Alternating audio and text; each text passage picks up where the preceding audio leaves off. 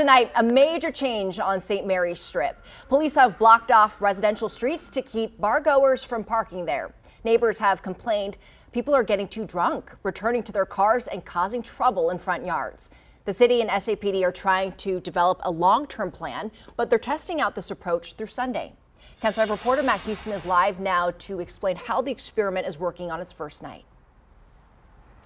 Yeah, Sharon, it's not perfect. To start, these barricades went up an hour before they were actually scheduled to, so that's a little hard to plan around, right? The other issue, well, there were supposed to be 2 entry points so folks who actually live in this neighborhood can get in and out.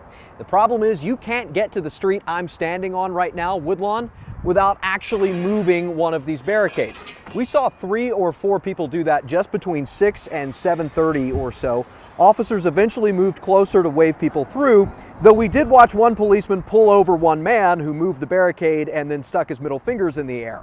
Perhaps the larger problem, though, at least early on, there weren't officers stationed at the entry points consistently throughout the night. So even on other streets other than Woodlawn, neighbors had to move the gates. This doesn't just affect residents. Joe Cutthroat owns a guitar shop inside the gates.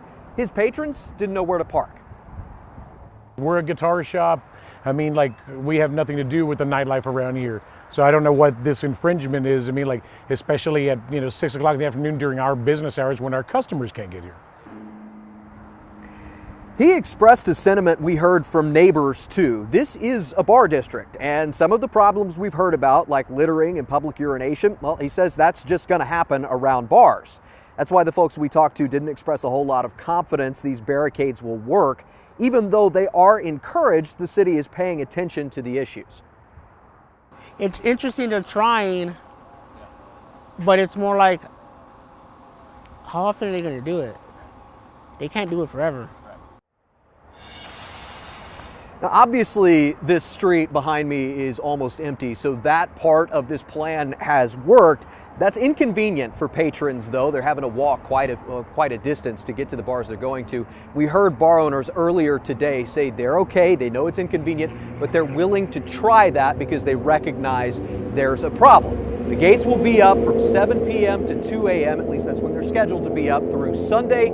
After Sunday, we'll probably have to have another meeting sometime in May to come up with a permanent solution here on St. Mary's Strip. I'm Matt Houston, KENS 5. Thank you, Matt.